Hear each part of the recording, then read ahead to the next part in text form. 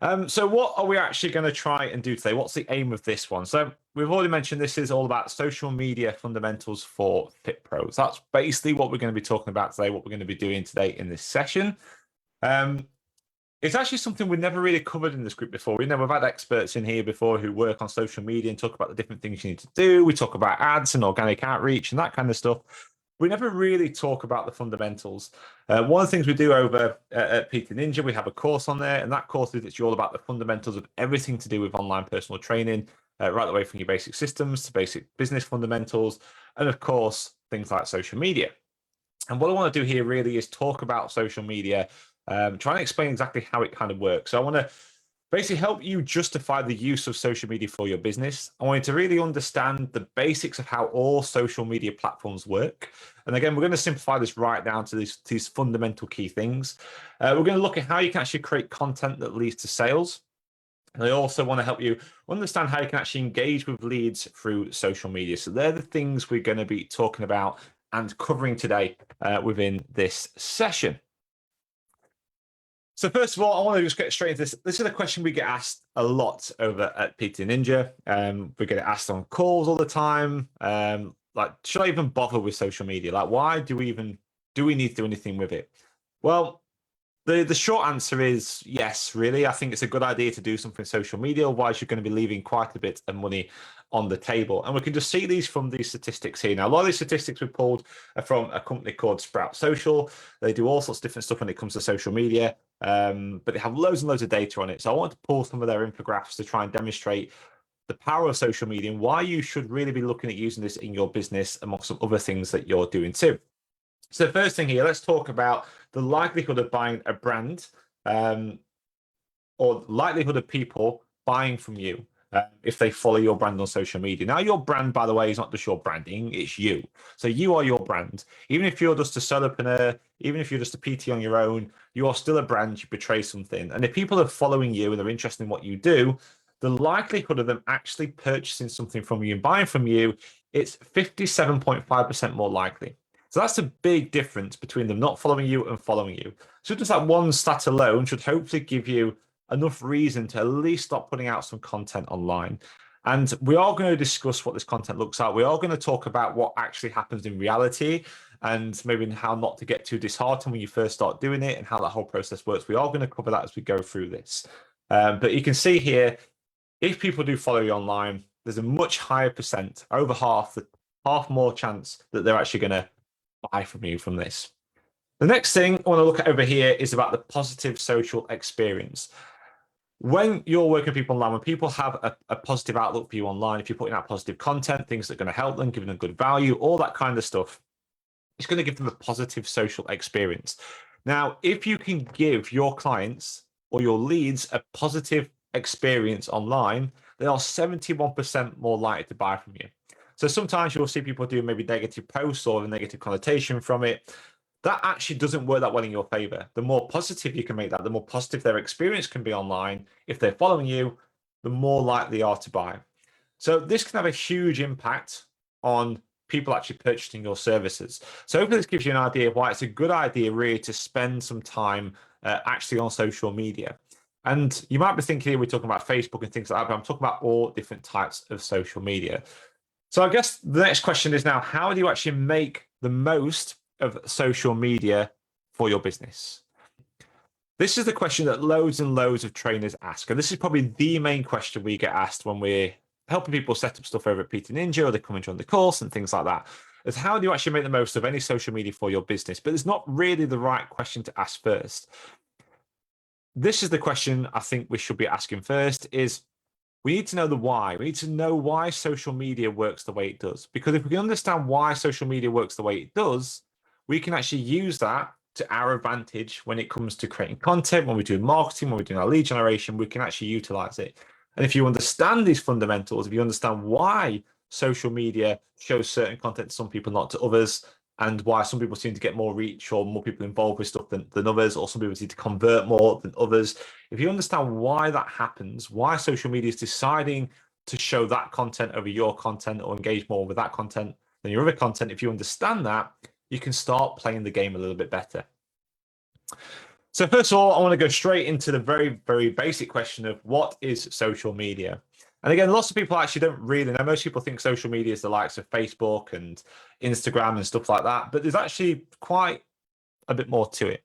So social media is a collective term for websites and applications that focus on communication, community-based input, interaction, content sharing, and collaboration. So that's actually the definition of social media.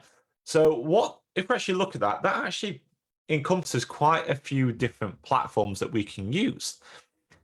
So let's look at the 5 main types of social media. There's actually technically more than this, but I've broken this down to keep it a bit simpler. The 5 main types down here, well, 4, you can see I've got a different color for the bottom one. I'll talk about that in a second. So your main types of social media, we have your social networks. So that's what we're on now. We're on Facebook. That's a social network. Things like Twitter and LinkedIn, they are also social networks. We then have media sharing networks. So these are things like Instagram, Snapchat, YouTube, for example. We also have discussion forums. So this can be the like of Reddit, or there might be some other forums online that you're involved with. They're also forms of social media. We then have what's called bookmarking or content creation networks. So these are things like Pinterest, Flipboard, that kind of thing. And this one at the bottom, I put in a different color for the time being, because a lot of people don't really associate this with social media, but more and more of these are working in the same kind of way. Things like Yelp, TripAdvisor, Trustpilot, these are customer review networks. And all these different things on here all involve this. They all basically are different websites or applications, and they focus on the communication and community-based input and interaction. So everything you see on here does that. So these are all types of social media that you can engage with online. And it's important to kind of understand what types are in, because depending what type of social media is, can help dictate on the best type of content to use for that social media. Okay, cool. So I think we're doing all right so far. People are hanging around, people are listening, which is great. If anyone does have any questions, by the way, as we're going through this, literally just ask away, and I'll do my best to answer them. But let's go and move on to the obvious question. If we've got all these different types of social media out there, what do we actually use? So which one of these social media platforms do we use? Do we use them all? Do we just use one? Like, what do we actually use? Well, the first thing I'm going to say is you don't have to use them all. That's the first thing. You definitely don't have to go and use them all. It's all about trying to find out what is the best platform for you to use for your business.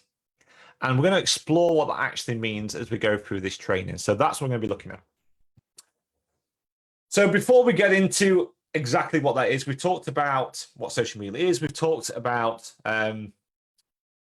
why really social media, or the importance of understanding why social media works the way it does. But in order to understand why social media works the way it does, we need to try and figure out how they actually make their money. And most people here will probably know, or maybe heard how social media makes the money, but of course, you really don't pay them directly. You know, you don't pay any of these social media sites or platforms any money yourself personally. Maybe if you run ads, you might do. But generally speaking, you don't pay to actually go and use them. So how do they actually make their money?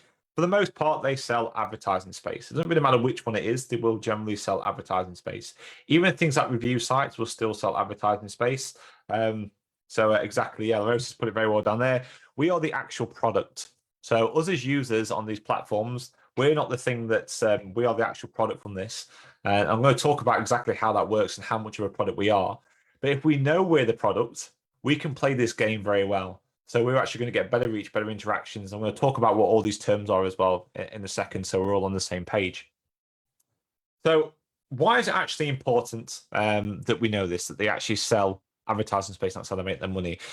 That's because they sell ads to businesses. They need to get to do that in order to sell ads to businesses. They need to keep people on their platform and engaged for as long as possible. So like the roaster said in the comments, we are the actual product. The people using those platforms are the product, and the software itself or the product itself, so let's use Facebook for example, is doing everything in its power to keep your attention on that platform for as long as possible, because the longer they can keep you on their platform, the more the algorithm is going to actually say, okay, I can now start targeting these people with ads.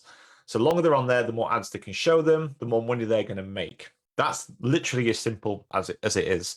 So why is this actually important? Well, this tells us that if the mission objective for any social media platform is to keep people's attention for as long as possible on their platform, then we know that the longer we can keep people on their platform, the more the algorithm for that particular software, say Facebook, Instagram, whatever it is going to prefer the content that we create.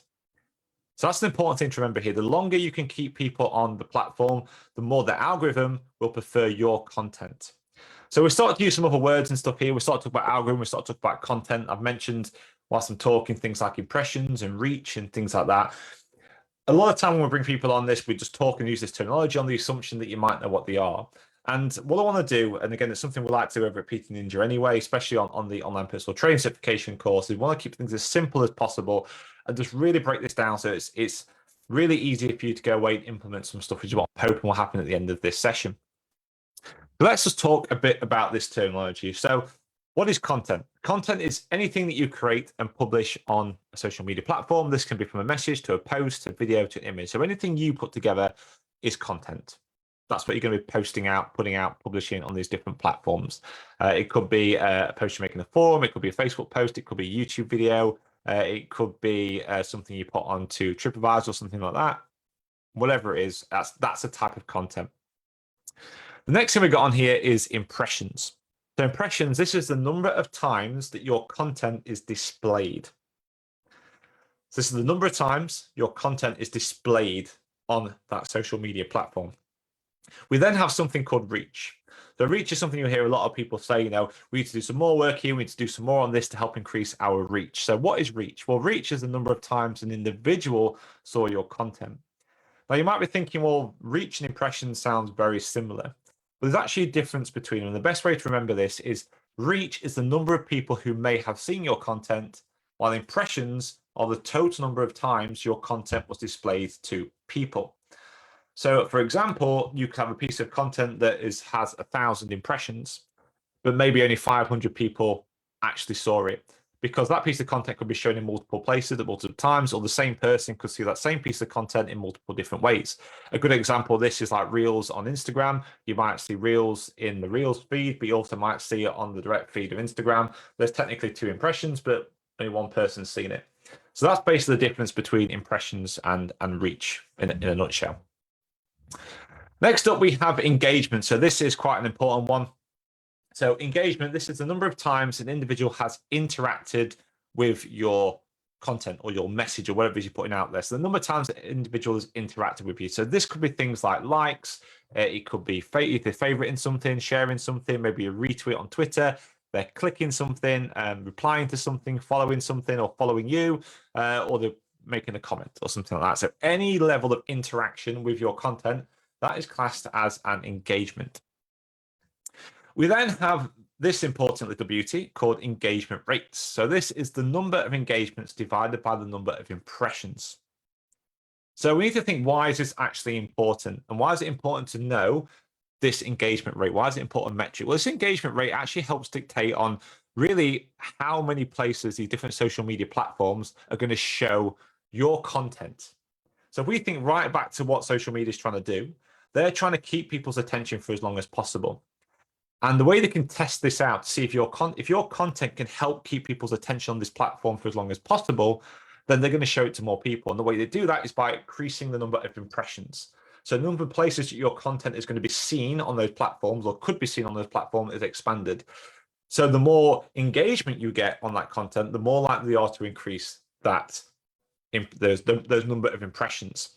So what they do is they take the number of engagements by the number of impressions. So if you have, say, 1,000 impressions and only one person engages over those 1,000 impressions, these different social media platforms aren't really going to like that. So they're going to go, oh, that's not really good. It's like, it's not really getting much. So I'm going to reduce the amount of impressions that I offer this piece of content or this person, this PT, this business, or whatever it is. And I'm going to put other things out there because they're not really engaging. That means if they're not engaging, they're not staying on the platform for as long as possible. So I'm going to find someone better. But let's say if you have 1,000 impressions and maybe there's 500 engagements against those impressions, these different social media platforms are going to go, that's incredible, that's awesome. I was like, I'm actually going to increase the amount of impressions here and see what happens. And if that engagement goes up with those impressions, you're going to get more reach, more people are going to start seeing your content, and that's how things start to grow on social media. It's quite a steady process, but that's basically how it works. And I think it's really important we start to understand some of these things, because this is going to help us realize what's actually happening when we post online and how we can actually post in a way that's going to encourage engagements. because if we can encourage the engagement, so we encourage all these things that we talked about here on our posts, then it means our engagement rate is going to be higher, which means then in turn, the social media platforms are going to create more impressions, more places for them to see it, therefore increase our reach. So therefore more people can then see our content, and then hopefully we can convert them into buying, which we'll talk about in a bit as well. So that is literally what engagement rates are.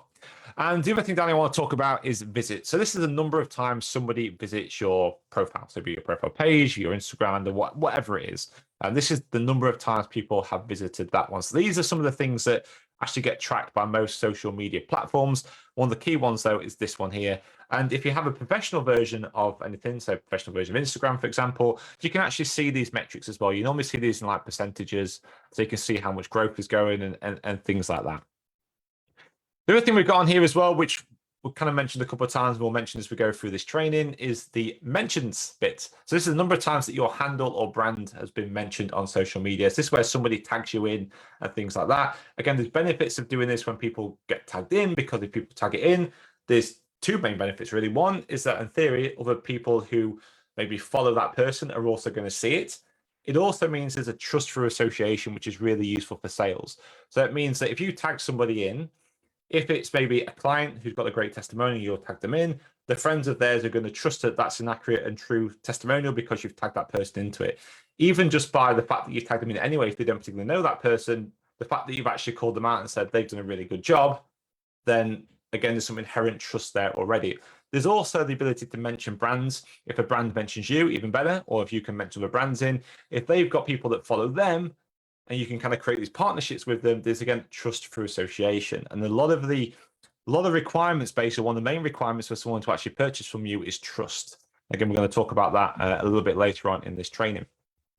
And the last one down here is followers. So this is the number of individuals that follow you on social media. Normally on metrics, this is shown by an increase or a decrease over time. That's generally what they show that are in terms of metrics on different social media platforms. All of these things here play a part in what's called the algorithm. So the algorithm, this isn't really just a tracking metric. This is how the platform uses all those other metrics and decides on what content is going to be seen with an aim to obviously try and keep them on as long as possible. So you may hear people say, and I'm sure you're watching this and many people have probably seen it in this group, is all the algorithms changed, or it's good for the algorithm, or I'm just playing the game of the algorithm, or whatever it is. You hear these different terminologies. But I always ask the question that, well, what actually is it? What actually is an algorithm? Who decides on what it actually does? And why is this actually important to us? So what actually is this algorithm? Well, social media algorithms are a way of sorting posts in users' feeds based on the relevance instead of published time. So back in the early days of social media, when you used to post stuff, everything used to kind of be based on when you published it. So if you publish something at 10 a.m., then you publish something at 12 a.m., it will go in that order. That's how it used to be, based on published time. Problem with that, though, is if we look back to what the mission objectives before, is to keep people's attention on there for longer. If people were posting stuff that wasn't really relevant to you, you wouldn't really care, so you wouldn't stay on there longer. So the algorithm's job basically is to try and organize the content on your newsfeed to show you stuff that you want to see, and the aim to try and keep you on that platform and keep your attention for as long as possible. That's what it's basically trying to do. And so social networks will prioritize which content a user sees in their feed first by the likelihood that they'll actually want to see it. And it does this using one massive computer, or most of them use massive computers. So there's huge computers, and they basically use this algorithm and work it out. And it does all this stuff in literally a fraction of a second. Like, it looks at all this different data and decides on what the best thing to do is in order to try and get X amount of people's attention back onto the platform. And it does that for every individual one of you. So the fact that you're on Facebook now watching this, the things that you do on this Facebook app, everything that's happening in this app is designed to try and keep your attention on there for as long as possible, everything that is happening on there. And that's an important thing to try and remember. So how do these algorithms actually work? We mentioned about who sits there and decides on this is what we're going to do today. Well, technically speaking, not really anybody anymore does that. Yeah, there's some tweaks and things to adapt to, but to really simplify this right down, and the best way to really think about this, is a bit more to it than this, but it's just generally the best way to think about it, is the algorithm was told, big computer was programmed at the start to go, I want to try and keep, what's the mission objective for it, is to keep people's attention on the platform as long as possible so we can target them with specific ads in order to make revenue. That's what these big supercomputers were told. And then it's going to have that as its baseline, and it's going to use all the data it can, all the power it can from all these millions and millions of users on these different platforms. And it's going to take all that data it's been tracking your habits and everything else, and it's going to decide on what it's going to show you based on that particular sentence we've got there, on what's going to keep you as an individual on the platform as long as possible so we can target you with a very specific ad in order to make more revenue for themselves. That's what is happening. All right. Hopefully that's everyone's keeping up okay with that one. If you've got any questions, by the way, just drop them into the comments. And then we'll move on to this next bit. Now we've gone through all the terminology and the basics and things like that, but basically how social media actually works in general. Cool. I don't think there's any questions coming in. A little bit of a delay between me and the live stream, so give people a couple seconds to drop some stuff in. There we go. Okay, so I suppose the next question is, so how do we actually play this game? Knowing all the stuff that we know now, all the stuff that we've done, how do we go ahead and play this game on social media? Well, lots of different ways to do it, but the two main ways of doing this is through organic or paid. Paid being you give them some money to run ads, which is what their mission objective is anyway. They want to take money off you in order to go and run ads. And there's a lot of benefits from paid advertising. There really, really is a lot of benefits from paid advertising if it's done well and if it's done right. The other side of this, though, is organic, and it's the organic stuff that I want to focus on today and want to talk about today, because this is something that anybody here listening, whether you've got a big budget or no budget, whether you're just starting out or you're a veteran online and you want to try and attract more people through these different social media platforms, organic is something you can implement, and it's something you can implement in right now and today. And in fact, at the end of this session, I'm going to give you something to go away and do literally today or tomorrow, but within the next day, well, within the next 24 hours to go and do. And it's actually going to start helping this process, helping this organic growth in your business. But organic just literally means that you're not paying anything for it. You're doing stuff through your social media platforms in order to try and increase the amount of reach that you're getting and then hopefully turn it into sales. Now, one thing I always do say with this is whether you do organic or whether you do paid, it's always going to cost you something. It's either going to cost you money or it's going to cost you time. So either way, when you're looking at this, you're going to be investing one or the other.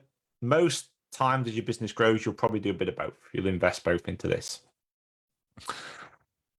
So what do we know now? So we know, after all this stuff that we talked about here, if we create content that creates more engagement to our following, the platform will favor our content over others and create more impressions and further our reach. So everything we just talked about there should lead us to this conclusion. So whenever we're creating content for our businesses, again, we're talking about organic here, whenever we're creating content for our businesses, this is something we need to remember when it comes to actually creating that content. We need to create content that's going to create more engagement. So all those things we talked about, the likes, the comments, all that kind of stuff, to the people that are interested in following us. And then we know that the algorithm is then going to look at that and go, okay, let's create more impressions to see what happens if this engagement increases. If the engagement increases, then it's going to keep furthering that reach, so on and so on and so on. That's the important thing to remember here. So I suppose the next obvious question is, how do we actually create engaging content? What do we actually do? What is engaging content? So in order to go and do that, we see people posting all the time on different social media platforms. Sometimes it might just be a statement. Sometimes it might just be an image or post or whatever it is, but not always engaging. And I want to talk about here how you can actually create some content for your business that's going to engage with the people that you want to work with, which is going to help in terms of sales and things like that.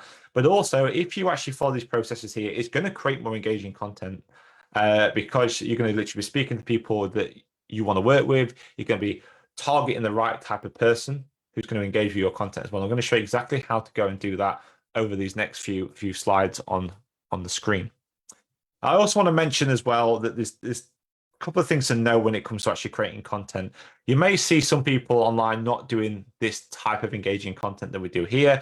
That's because they might be doing some brand awareness stuff. That is a slightly different approach. But I think everybody in here, and especially in this industry, this approach we're talking about here, about creating engaging content online, is going to help with the algorithm, if you like, and do all the stuff we've just talked about there. What it's also going to do is help in terms of actually making sales. It's going to help you in terms of converting those leads into paying clients as well. So this is basically it's a twofold attack, if you like.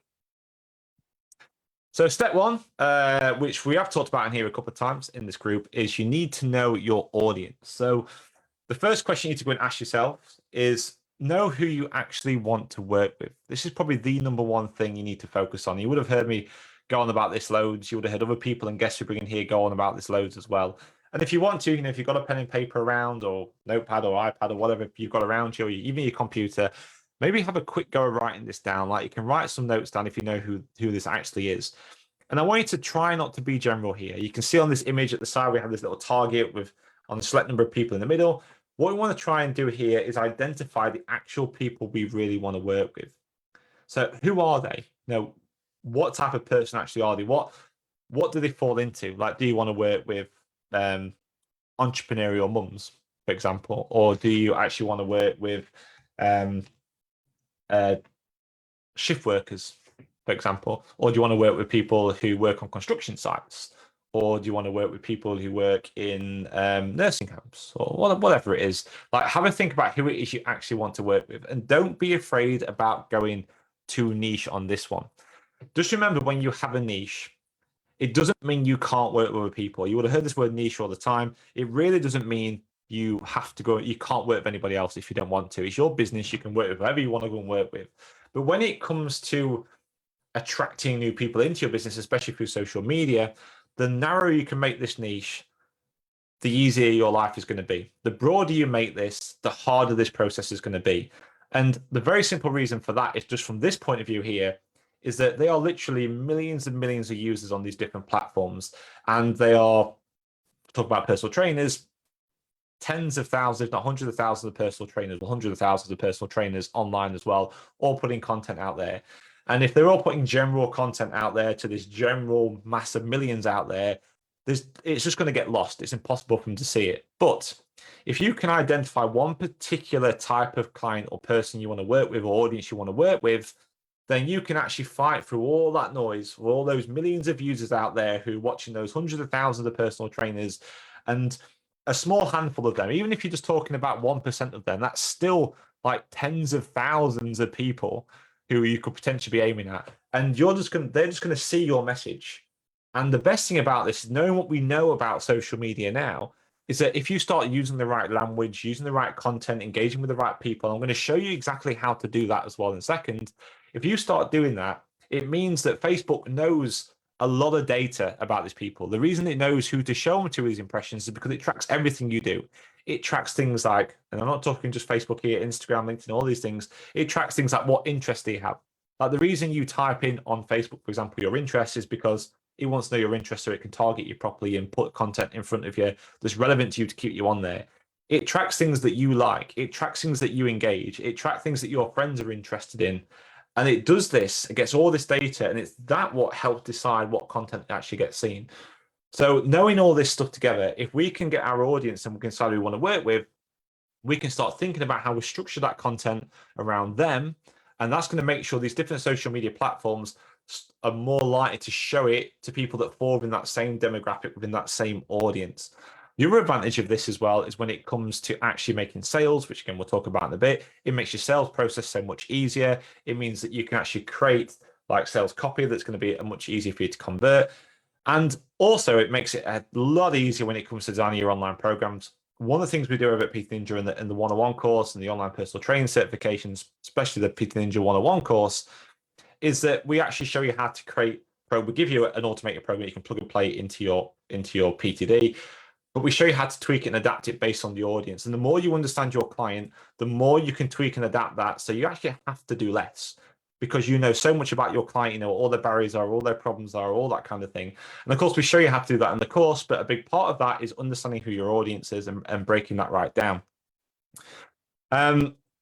So yeah, like the roasters put a really cool one there. So the roaster works, good example here, it works with Christian men in their 30s and 40s, specifically pastors and preachers. So again, perfect niche. You just keep targeting, creating content and start building up that. And again, we're going to talk more about how you can actually do that and how that works and how long it actually takes to go and do it as well. One of the things I always quite big on here, so I don't like giving like false promises and saying this stuff happens overnight.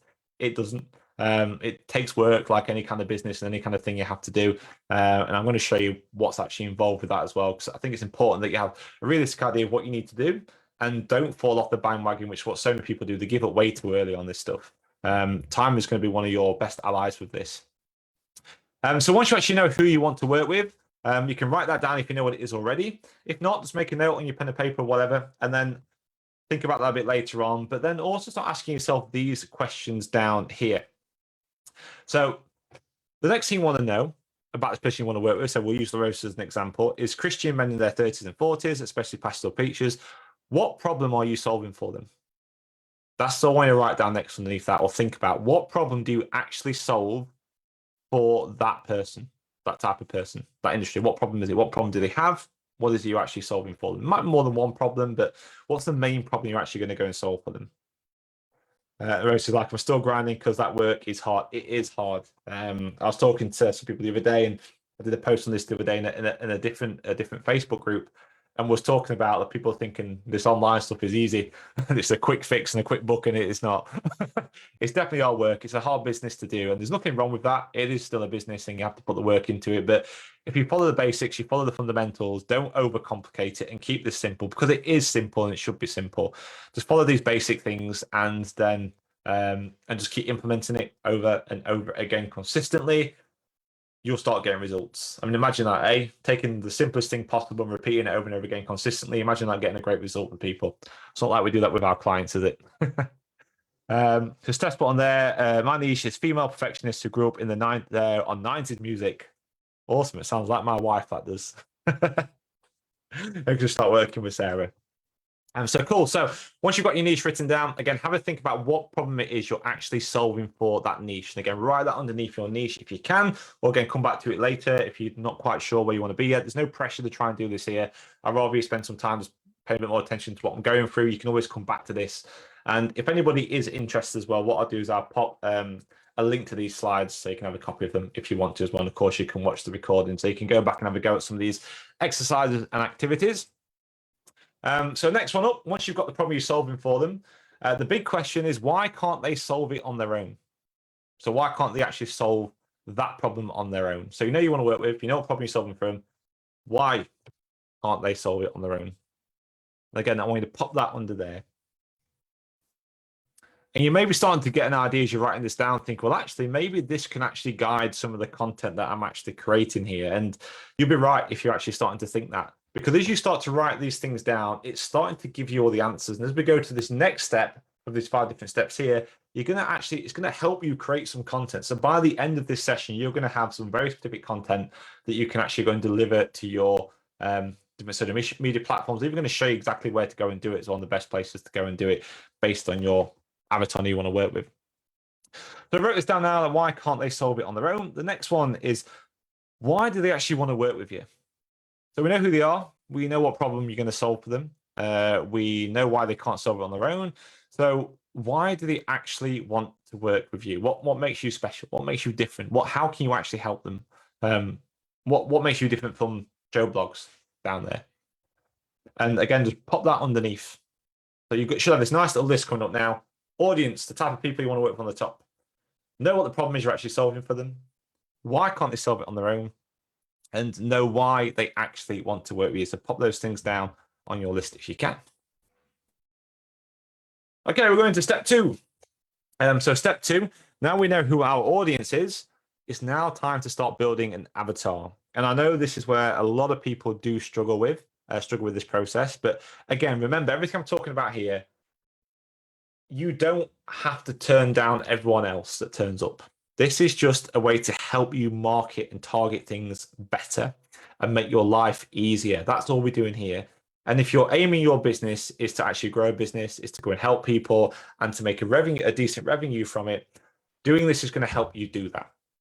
And I promise you, by narrowing stuff down, especially when it comes to online, you are not going to alienate other people. I promise you, you will not do it. The fact that if you go too broad, as I mentioned already, it's going to make life so much harder for and difficult for you to get traction online. It's going to make it more hard and difficult to make sales. It's going to make it more hard and difficult for you to actually coach your clients online as well.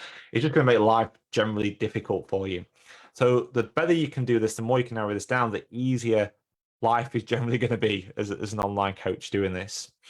So that what we're going to do now is going to build this avatar. So we talked about the audience, the type of audience you want to work with, the people you want to work with, as LaRosa mentioned there as well, Christian men in their 30s and 40s, specifically pastors and preachers. As Stephanie's mentioned, female perfectionists who grew up in their 90s music.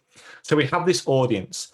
Now what I want you to do is just maybe close your eyes and imagine what that looks like. And imagine if you've got a client, you've got this idea, like I'm imagining what a female perfectionist in the 90s would look like with a glow sticks dancing around and things like that. At least that's what it was like over here in the UK anyway. So yeah, imagine what they would look like and what they're looking like now, what their lifestyle's like now, like what are their problems, stuff they've actually got. Who do you actually see in your head? Like, is it, in your case, it's female, but like in the Rosa's case, it's men, but maybe you haven't got that far with your audience. Maybe you maybe not sure which gender it is. And it doesn't matter. You can work with obviously any gender you want to go and work with. But I want you to try and imagine this type of person right down to the point where you can actually give them a name. Now, this is completely imaginary. It doesn't have to be a real person. You're just completely making this up. So there's no right or wrong answers.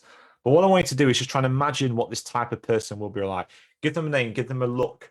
Like, what are they wearing? What are they doing? Like, this is what you want to try and do. This is the kind of detail you want to try and get into. And use this information you put down here. So this can actually help dictate what that person is going to look like. So if you know who you want to work with the audience, what would a typical member of your audience actually look like? And if they have a particular problem that you're going to solve for them, what's their day look like? Like, what would they be wearing? What would they look like? What would they do throughout the day? If they've got that problem going on, how are they going to be thinking? Like, all these things you want to start writing down. So like, what different things are they thinking about each day? What stresses and worries are they actually having each day in there? If you've got things, why can't they solve it on their own? What's stopping them from solving it on their own? So think about the things that are happening in their life that's stopping them from solving that. Maybe if they're professionals, for example, they work in as CEOs or something like that. Maybe it's time is one of their biggest issues. So what would their day be like? What would they look like? What would their stress levels be like? Like, this is this kind of thing you want to be doing, is using this audience information here to start imagining what this type of avatar is actually going to be like. Now, if you really, really are struggling with this, one thing you can do is actually use a real person. If you work with clients in real life, which I'm sure many people who are listening here have done, try and imagine who your best client was out of there. And maybe that's who your avatar can be if they fall in the niche that you want to work on. Or maybe if you don't have an audience or a niche, think about who your best client is and put them as the avatar and kind of work backwards a little bit and think about what audience they fall into. So you can do it that way as well. You don't always have to start from that audience beginning. You can actually pick a type of the person, your favorite client, and think, okay, what audience do they fall into? What problem did they have before they met me? What problem have I solved for them? Why couldn't they do it on their own? Why did they come to me in the first place? Like, you can answer those questions. If you actually have a real client in real life, or you had one, you can actually just ask them those questions yourself and that will give you your answers. And then you can then use that to start building out this next avatar thing on here. So once you've actually got this avatar and stuff written out, the next thing I want you to do is think about what information are they looking for online. So what are your actual clients, these avatars, this imaginary client, this imaginary lead avatar you've got here? Again, not a real person, so there's no right or wrong answers here. What are they looking for? So what problems do they have? What information are they looking for online? Now, this doesn't necessarily have to be like information that's about the problems you're solving for them. So maybe, for example, here that the Rosa, it might be because they're overweight and they want to lose some weight. For example, that might be the problem you're solving for. I'm doing this very general here, but let's say that's what the problem is. That would be some information looking for. They might be going out there looking for information on weight loss, but then you can break that down a bit more. Like, what kind of information would they be looking for on there? What would be more specific to suit them in terms of like their lifestyle there? So maybe it's about making small changes on there. So they might be looking for easy to implement weight loss hacks, might be something they're looking for. So what kind of things, information would they be looking for? And the other thing you can do here as well is start looking at other areas. And we talk about this a little bit further down there, but other areas that other information might be looking for that's not directly relevant maybe to the problem you're solving for them. Maybe there's other problems they have. And this is, again, why doing this avatar exercise is really useful, because you can identify other problems that they have that they might be searching for online that might not be directly related to what you do, but you can do stuff to go and help them. I'll give you an example for what we do at PTD Ninja. So obviously we are a done-for-you service for online personal trainers, specifically working with PT Distinction, and we also run the online personal training certification. A lot of people come to us for help on obviously the basics and fundamentals of running a successful online fitness business, but also they come to us because they want technical help and support. So we know not all of our clients will be looking for maybe help and support with PTD, or maybe looking for help and support with just an online personal training software. But the chances are they're also looking for maybe help and support on booking software like Calendly, or maybe how to create graphics, like maybe making the things I've made here. So they might be looking for help and support on that. So some of the content I'll create will also be around, you can use Canva as a software for PTs, or you could use Calendly as a way to booking your coaching calls. So I can take other things that they're doing, other bits of information they're doing, and link it back to what we're doing. So any kind of information here that they're looking for, that's what you want to be writing down. The next thing you want to do once you've done that is to, and again, you can just make notes of this, you can always come back to this later, is write down where are they actually looking for it. So where are they going to look for this? It's all well and good thinking this information looking for online, but they must be going to some places to go and do this. So are they on Facebook? Are they on TikTok? Are they going to YouTube? Do they use Google? Do they use LinkedIn? Are they on certain forums that you might be following? Like, what places are they looking for? Maybe they're going on things like TripAdvisor, for example. Maybe they're going on Trustpilot, for example. Like, what places they're going for looking for this kind of information? And again, just make a list of those things. And you might just list all these different social media things down. That's fine. It might be the fact they're on all of them, but really try and think about this person. This is why this avatar is really, really useful more than just having an audience. Because when you imagine a person, you can apply emotion to it. So let's go back again. Let's just use these busy professionals, maybe. And that's very general, but let's just use it ahead. So busy female CEOs who work with a stay-at-home dad with 2 kids. This is the niche or the audience, if you like. This is the person. What's going on in their life with it all? And that can dictate to me what kind of platforms they're on. Like, they probably don't have time to go through maybe Facebook all the time, but they might find it quick and easy or relaxing just to flick through TikTok and just take their mind off stuff. So they might spend more time on TikTok and still trying to stop on things that has more relevant information. So if they've got a problem that someone's solving, it's talking to them as a particular individual, they'll probably stop on it and resolve that information. But they might be on there because it's a bit easier. They might be on LinkedIn more because they're also using LinkedIn to go and find new employees for their business. That's the kind of thing you want to be thinking of. And when you actually turn your audience into an avatar, you start making this like an imaginary person in your head, it becomes so much easier to think about those different things. So these are the things I want you to try and write down in your notepad or your piece of paper or something like that. Again, it's all going to be useful for the content and stuff that you create. Next up is why is it actually important to them? So if they're going looking for this information and you know where they're looking for it, why is it important for them to actually go and find this information? There has to be a reason, a drive for them to go and do it. Now, we've already talked a bit about the problem that you're solving for them, but now they're going to look for this information. How is it actually going to help them? There must be a reason why it's important for them to give up their time, even if it is for a few seconds, to go and find or actively search for that information. So why is it important for them to find it? What does it mean to them to get this information? And the reason I'm talking about information here is because as coaches, as many of you know, information is really nothing without implementation. And as coaches, we can help them implement it. But if we can understand why it's important for them to find this information, if we can then find a way for them to implement that information as coaches, it makes it much easier for us to make the sale. And the next thing we've got down here, the last one, is what other interests do they have? So this is a really, really important one, I think, when it comes to building up a social media following, which we can talk about in other trainings as well. But because remember, we're focused really on content creation here, but you still want to try and find out other interests they have. Like I've kind of mentioned a bit already, you can find other things that they're actually doing and link it to what you're doing as well. But the other advantage of finding out other interests they have is that you can actually use that to try and stand out from a crowd. So let's go and give an example. If you work with maybe new mums, that might be who your niche is. You're working with new mums who just had some, maybe they got toddlers or even younger, and I say new mums, and instead of actually going into fitness groups for new mums that are probably run by PTs and things like that, what you could do instead is go, actually, what other interests do they have? Well, new mums, they might have interests in nurseries. They might be looking for different nurseries, or they might have a support group for the community, like a community support area, because they need people to talk to why, I know that their father's at work or whatever. So start thinking about what other interests they might have outside of that. They might go meet up for coffees with their friends, for example, in the mornings, because at the moment they can't go back to work. So they're going to go and actually spend some time with their friends, maybe in Costa or Starbucks or whatever it is. Think about what these other interests are of that particular type of avatar. Because when you know that, you can start using those in terms of your content, but also you can start using those to go to places to stand out. So, for example, if you're talking about health and fitness in a group full of thousands of other health and fitness professionals, it's going to be hard to stand out. But let's say if you're in a community group and there's people on there asking questions in that community group that's for the local area, or maybe for new mums, or like a nursery group or something like that, and it's maybe a Facebook group or a forum, and people are asking questions on there, and something pops up about weight loss, you're probably one of the few personal trainers that are in there. You just comment on there, give them some advice, give them some value, and we'll talk about that in a second. And then from there, you can actually get into a conversation where you can go and sell to them. But because you haven't got much competition in there, it's going to be so much easier for you to go and do. And we are going to talk about this in a bit more detail, but I just want to try and give you some ideas and explain why it's important to understand what other interests they have as well outside of the specific problems that you're solving. Again, we're trying to build an imaginary person here. How are we doing for questions at the moment?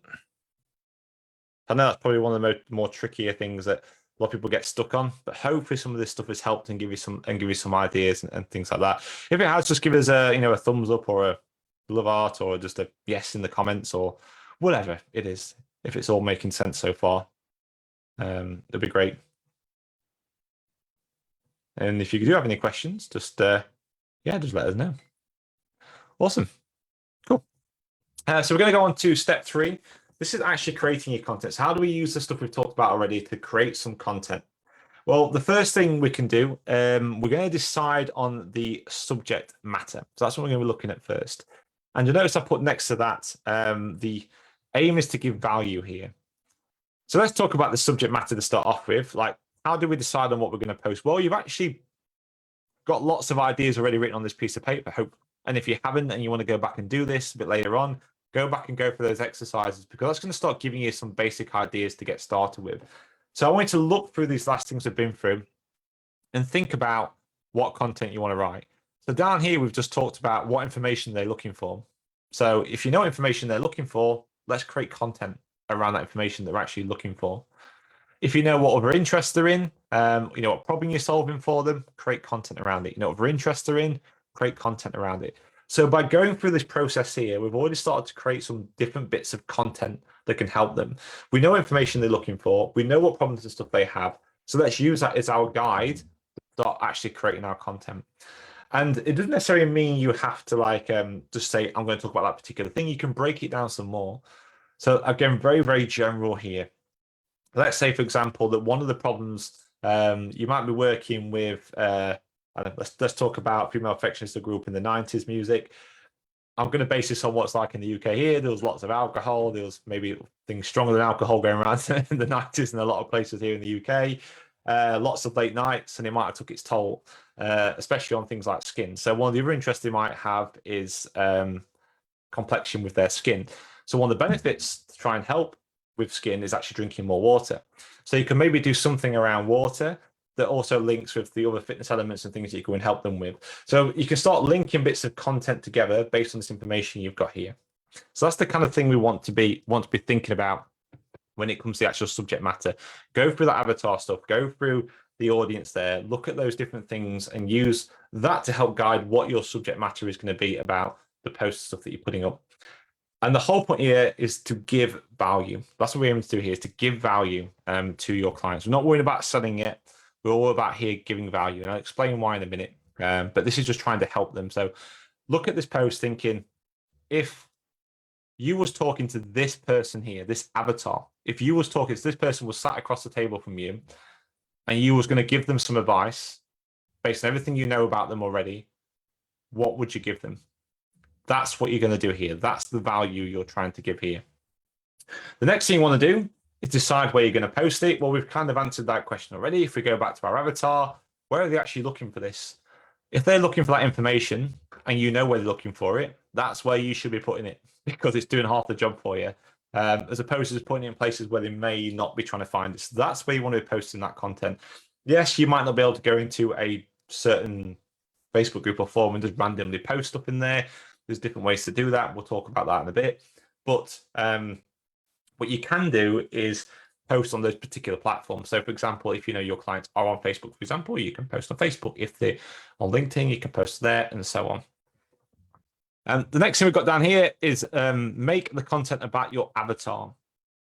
And what I mean by this, you need to start thinking about the language you use and the medium you use to deliver it. So again, we've gone through all this information and stuff here, and we need to really start talking to this person like they're our avatar.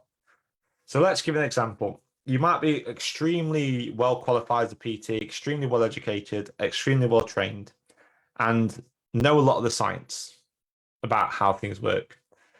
But let's say if the people you generally work with or the people you're targeting are beginners, so the general population are beginners, and maybe they're a bit nervous about going to the gym.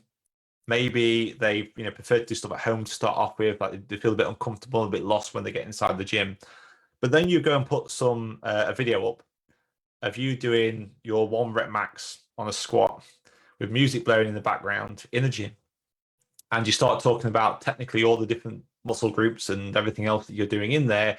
You're going to scare away that client. They might give it a little like and say whatever if they actually like you as a person. But generally speaking, they're just going to go past it and ignore it because that is not resonating with them. It's the complete opposite of what it is. So when it comes to creating content, no matter how qualified you are, no matter how much you want to talk about the science and the things that right, I promise you when it comes to this, it's better to be effective than what it is to be correct or be perfectly right all the time. So I'm not saying you have to not give more the truth or anything like that. I'm saying is you need to adapt your language, adapt the words that you use and how you put stuff across based on the needs of your avatar, the needs of your leads. Because if you do that, you're going to start attracting more of them into your content. And the next one down here is always add a C to A. So C to A is a call to action. We'll talk about this in a little bit more detail in a second. If you know what call to action is, it just basically means you're asking the client to go and do something. A lot of people think this is just every time you do it, should always make a sale. It's not really what a call to action is. This is just something you want the client to do. And if you think back to what we talked about earlier, those algorithms, those different terminology, we talked about engagement, is what we're trying to do is encourage people to engage. So that call to action should be around encouraging engagement around this particular post. So let's just break these 2 of those areas down first. The first thing we talked about at the top was value. Value first, sell later. That's what we're aiming for here. And this is like anything. When you have whenever you bought something from anybody, the chances are that they've established a level of value first. And they do that through building a relationship with you. If the brand's big enough, it can just be through the brand itself. But if you've never heard of a brand and someone wants to charge you a lot of money, it's not likely that you're going to hand over anything first. It's generally speaking, there has to be some level of value developed first before you actually hand over any cash to anybody for anything. And that's the same when it comes to this. Like you want to add value first and then sell later. So aim to provide value to your avatar, your leads over everything else. And always ask yourself your question, what can I do to help my avatar? That person will imagine earlier on. And or if you're posting something, would this actually help them get closer to where they want to be? Will this actually help them solve the problem that they've actually got? That's the kind of questions you want to be asking yourself when you're putting content together. And I've got this bit of information on here that I want to just share when it comes to this and talk about the value of why that value first is important. Is this here is showing you the actions that make people unfollow a brand on social media. And this is also relevant for people that actually decide to go and follow you or not, and when they engage with stuff, it's all kind of relevant. And if we look over here, we can see we actually have this too many promotional messages, the highest one. So if you keep constantly promoting your stuff and putting on messages about come buy this, let's do this, this is whatever, if you put too many of those on, you're actually going to increase the chance of people not following what you do and not engaging with you. Below that, we also have information not relevant. So if the information is not relevant to them, they're just going to unfollow you or they're just not going to engage with it at all. This is again why it's really important to be specific to your avatar, because no one cares about general stuff. If you just say you should drink 2 liters of water a day, I guarantee you no one cares. Nobody, not one person cares about that. Not enough to stop anyway. Like if you're speaking to them in person, they might care. But in general, when there's literally millions of people and they've been told this 1,000 times every other day, because that's what they're looking for online for help with fitness and things like that, they don't care because it's not specific to them. It's just a statement. It's just something that's happening, something they've seen before. But when you start talking in the way and the language in the way that's really relevant to them and their problem, that's when they're going to stop. That's when they're going to interact. That's when they're going to start following you. So you've got to make sure that information is relevant. And we can start working our way down the scale just a little bit here. You can see how it becomes a bit less as you go down. Like there's tweeting on here as well. There's things to use with Twitter about tweeting too much, but generally speaking, any kind of social media when it comes to this one down here, you don't have to do too much. A lot of people think you have to post every single day or multiple times a day. You don't generally have to go and do that. Like I wouldn't stress out about doing that either to start off with. If you're new to this, just go for 3-4 times a day, 3-4 times a week, sorry, at the most. And if you actually think about what we talked about earlier, the engagement stuff and impressions, if you're doing 3 or 4 pieces of content every day, or even content every single day, and you don't have a huge following, and you're not, and people are just going to think, oh, they posted something, I'm just going to go and skip past it. Every time you do that, there's a number of impressions being made on the social media platform. But if people aren't engaging with it because there's too many of it, because you haven't got a big enough following yet, then what's going to happen? Your engagement rate percentage is going to be a lot less. So you're going to get less impressions and less reach. So actually, by reducing the amount you actually post on social media to start off with, and make sure it's high quality content, make sure it's something that speaks to your avatar and that they want to go and see, then more people are going to engage with that against the impressions that were done. The engagement rate is going to be higher. The more these social media platforms, the more likely to start showing your content to more people. And then you start to get more of a following, you get more engagement. You can start then, if you want, increasing the amount of social media content that you put out there. The other thing we talked about it already down here is the use of slang jargon that doesn't fit the brand. What I mean by the brand is it doesn't fit the type of client you want to speak to. We talked about that already. Make sure the language and everything matches the type of client you want to work with. And the lowest ones here are too quiet and they don't reply to me. So again, you don't want to post absolutely nothing. You want to be regular and you want to be consistent, but you don't need to be doing absolutely loads every single day. And another one where people don't really do anything here or kind of unfollow you if you don't reply. If people are actually engaging with you, you don't do anything back, people are less likely to engage with you again. So I'm going to talk about how you can deal with that in a second as well. And the other one down here is our call to actions. So step 3 is going to create when you create your content still. The call to action, I mentioned this already. This is basically every piece of content you do should have this call to action on there. The idea here is not to leave your audience guessing. You have literally a few seconds to attract their attention, and people don't want to think when they're on social media. Most people are doing it in their personal time. So if they're on it, you need to tell them what you want them to do. If you don't tell them to do something, they will not do it, I promise you. So this call to action is to tell the client what to do. Don't let them guessing. And don't give them too much to do either. Remember, this is quick. People are scrolling. They need to track their attention. But if you get to the end of it saying, I want you to like, comment, and then share, like we did maybe 6-7 years ago, they're not going to do it. It's unlikely that they're going to do it really. But if you ask them just to like, or just to comment, or ask them the question, or ask them just to go visit this, or share this, or whatever, get them to do one thing, clearly tell them what you want them to do, they're more likely to go and do it, because it's going to take them half a second to actually go and do it. So you can play into people's habits and behaviors by keeping it simple. Just get them to do one thing, but make sure you get them to do something. Because if you tell them to do it, you want them to engage, tell them what you want to do, and that will make them do it, if your content is engaging enough.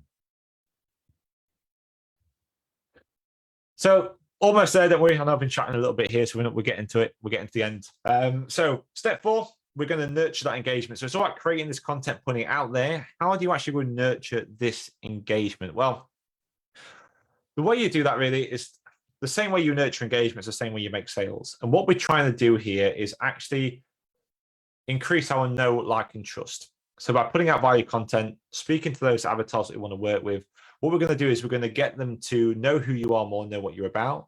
We're going to get them to like you because you're talking about things that they're interested in, because we've done that with our avatar worksheet. And they're going to start to trust you because you're giving them value. You're not constantly trying to sell to them. You're actually helping them. People trust people that help them. So the whole aim here, what we're trying to do is to build a relationship through our content to help this client, to help the client, or the lead, I should say, to know, like, and trust us even more, to a point where they're actually going to purchase from us. And we should do this through all our engagement, not just through our content, but for all our engagement as well. And as you can see on the screen here, I'll just quickly mention it as well. There's a number of different ways you can obviously create content for your clients that are actually encouraging engagement. The only ones you really want to focus on, if you've got a low engagement at the moment, it's just these top ones. So images, videos, and maybe text-based posts, the ones that get kind of higher engagement. Everything seems to drop down here. So I wouldn't spend a huge amount of time on these things if you don't have a lot of engagement already. I'd focus on these things to start off with, then you can introduce this stuff later. The reason these are a bit lower is because generally speaking, people to interact with things like polls and videos and stuff like that, you need a bit of a following already with a decent reach, or they're just not going to know you on the live or know that the poll's there. Again, that's going to reduce your engagement rate. So start with these ones if you've got low engagement to start off with, and then just build up from there over time. So leading on for that, how do you actually encourage engagement on your post? So once you've actually got your content and put it out there, this is where a bit more of the work comes into play. And this is how I would start off with this. So if you post something somewhere and somebody comments, you reply to every comment. So you get on there and give a reply back. And if you can, turn it into a conversation. Imagine, whenever you're doing this, imagine that you're walking down the street, you've said this, talking to a friend, this content you've created is something you've said to somebody that you know who happens to be somebody who you could actually help. You give them that content, and then they're walking down the street with you and they reply something back to you. How would you respond back to that? You'd obviously say something back, or whatever it is, you maybe ask another question. You're doing exactly the same thing here. Aim to start a relationship. That's what you're trying to do here. So if there's a comment, reply back to it. Start being engaging with it on there. Try not to force it too much. You don't need to really force it, but you still need to be engaging with people. Next thing here is engage with every like. What I don't mean by that is you don't need to go on every single like and drop them a DM. Like people used to do that, but you don't really need to go and do that. But what you can do with likes is actually get them to engage more. Now, if you're getting like lots and lots of likes or love hearts and things like that on your content already, you probably don't need to go down this route to start off with. But let's say you start off with maybe 1, 2, 3, or 4 likes on your content. You know, on every other piece that you do, you might get 1 or 2 likes to start off with, or a few likes. If that happens, click on that like, find out who it is, go into your comments on that post, tag them in and say, hey, Joe, what was, depending on what your content is about, what was your biggest takeaway from this video? Or have you done something like this before? Or what if it was a PB or something, what was your personal best? You know, if you're working with like people athletes trying to improve their personal best on maybe a run or something like that, you say, oh, Joe, what was your personal best when you did this, or whatever it is. So take the effort and time to go and do that. Look at the like, tag them in the comment and ask them a question. And if you've got a bit of time as well, don't be afraid to go and look at their profile and find out what their interests are in. These extra 30, 40 seconds of doing a little bit of research on there to help build that relationship with them goes a long, long way. Imagine if you had a client on there, and maybe you was a client you was coming on, and they maybe did that like, and you clicked on it, you looked on their profile, you saw some information about them, and you thought, actually, you know, they're interested in rock climbing, like I am as well. So if I can relate that to it, I can just go back into comment, tag them in, and ask a question about it. So what I can do is literally use these likes to actually encourage engagement on the content that I'm actually putting out there. Like I say, if you've got lots and lots and lots, don't worry too much about it. If you've got a handful, definitely go through and actually start doing that, because it's going to increase the level of engagement you get within that post. The other thing as well, which a lot of people forget to do, is respond to every message. When messages come through, make sure you do respond back to them, you know, as quickly as you can. I'm not saying like stay up 24/7 messaging people, but you know, respond to every message as best you actually can, and get back to them. As we mentioned before, people don't really like being ignored, so do your best to try and answer as many messages as you can from them. The other thing as well, keep them on the platform. Try not to share links that take them away from the platform. So remember what we talked about earlier, different social media platforms want to keep your attention, or their attention on there as possible. If you link a YouTube video into your post, when they click it, they're leaving. So you don't want to do that. You want to try and keep them on there as long as possible. So things like you could post stuff in the comments. Yes, it still takes them away, but technically it's better than what it's posting from what I've heard. But generally speaking, you want to try and keep them on as long as possible. So if you want to share a video, if you can, upload it natively into it, more than actually just putting a YouTube video in there, for example. So do what you can to leave them on. If you know someone wants some more information, maybe you're talking to your clients, the conversation gets to the point where you need, you might want to make them an offer, or they want to find out more about what you do, or you think having that conversation with them, and you go, actually, through these comments, they go, you might think, actually, I can really help you with this. So I'll tell you what, why don't we just jump on that? What I'm going to do is I'm going to DM you a link. We can jump on a call, or I've got some more information about this. Do you mind if I just send you a link through for it? Or, you know, you want to find out some more information about the service I offer, let me send you a link for it. I'm going to send it into your DMs. And what you can do then is move that conversation away into your direct messages through whatever platform it is you're using. Send that information to them, or you can do it through email or whatever it is you want to do. Send that information to them, and then continue the relationship and then nurturing it even more. That's the kind of way you want to be doing this, especially when you first start out. And the last one down here is, remember, it's social media, so be sociable. Like, people are on there because they need to know, like, and trust you before they buy something. They're on there because they want to be sociable. So be sociable, have conversation, be a nice human being, and be yourself on there as well. That's the best advice I can give you when it comes to actually what to put on. And basically, all this here is going to keep the person engaged more on the platform. And the more you engage, the more reach you're going to get, the more further your content's going to go. So Yvonne's got a question down here. What do you suggest about the random comments where they ask you to share your photo or post using a different tag? I'm not sure what you actually mean by that down there. So this is when somebody puts, is it only when somebody comments on your post and they ask you to share, oh, you're on about for Instagram, where someone says to share that tag on there. There's a couple of things you can do with that. You can just get rid of it if you want to. Or what you can actually do is to say no thanks if you want. What they basically do down there is a thing called shout outs, where you'll tag them in, you'll get them on there, and they're trying to increase their reach and their following and things like that, and get to a point where if they've got a good amount of following, they can contact you and go, actually, if you want, you can pay 5-6 grand or something like that, and we'll give you a shout out to all our following because it's relevant to your industry. It's actually not a bad way to build a following, depending on where you are in your business, but yeah, that's generally what those things are for. They might not be to start off with, but that's what they're building up to. That's the aim of them. Generally speaking, I don't really do too much with them. And I think from a personal training point of view, I wouldn't do too much with them. Shout outs may be useful in the future, but I think starting out, I really wouldn't do anything with those. You can just respond back and reply and say, oh, no, thanks, I'm good, if you like, or you can just get rid of it. But I'll probably just say, no, thank you. That's all I do with it all. Cool. So the last one here, which I want to mention, is step 5, which is obviously give it time. So organic marketing is literally a process. It takes time to build it up. And a lot of people don't really give it enough time. And things will generally start out slow. If you keep following these fundamentals, these processes, what I'm talking about here, it will begin to pick up as time goes on.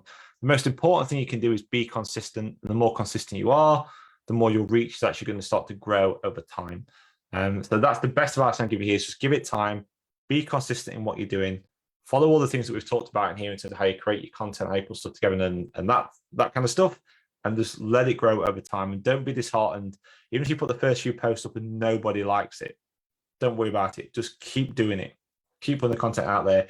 And if you're doing it for months, then yes, you need to tweak it and adapt it. It probably just means your message isn't right. But if you follow the stuff we've talked about here, you are going to start attracting more of the right people in to your content, and they're going to start to engage with it from there. Cool. I hope that's been helpful. I hope that's been useful for people. I know I've gone over a little bit on time. I know I was a little bit late starting, so apologies for that.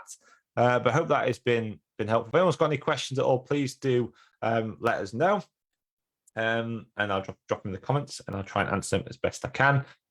So one thing I will quickly mention at the end of this, is always mentioned at the end of all of these, is, if you do need any more help with this kind of thing, with your online fitness business in general, and with PT Distinction, then there's obviously these extra services, which is the PT Ninja and the online personal training certification. So if you do the extra more help and support in actually growing your online fitness business, learning how to become an online personal trainer, not just from the sales and marketing point of view, but also from the transferable skills. So how do you actually take your skills as an in-person client, transfer them online so you can deliver effective and safe programming online for your clients? Covers all that kind of stuff in there, but it also shows you how to set all this stuff up in PT Distinction. It shows you how to do a proven system, right away from lead magnets to challenges to main flagship programs to memberships. It gives you all the content for it, white label content you can plug and play directly into your PTD account. We also give you copies of it in Canva as well that you can use outside of PT Distinction. And yeah, all this fits together, course that you go through, and this allows you to get up and running using all the fundamentals, all the basics, like the stuff we kind of talk about here. Like, this is really what most people need when it comes to starting an online fitness business, these basics. You start off with this, you can build a decent sized business, be comfortable and be happy with it all, and have the kind of freedoms that online personal training can give you. And then, of course, you can always push it further and grow your business even more if you wanted to, once you've got these fundamentals in place. So just give you a little idea what's involved with the online personal training certification, the PT Ninja services, if you are interested. The whole idea of it is just to make the most of your online fitness business. That's literally what we built it for. to have all your systems and content ready made from our huge white label library. We have pretty much one of the largest white label libraries around. There's a number of different versions of content for different types of nutritional protocols and workouts. And there's enough content that you can actually run inside PTD, or even separately if you wanted to, for 19 months. So there's plenty of, so constantly could run for 19 months if you wanted to, and technically not even talk to a client. I'm not saying you should, but you could. You can learn how to take all your skills and experience of the personal trainer and transfer them online.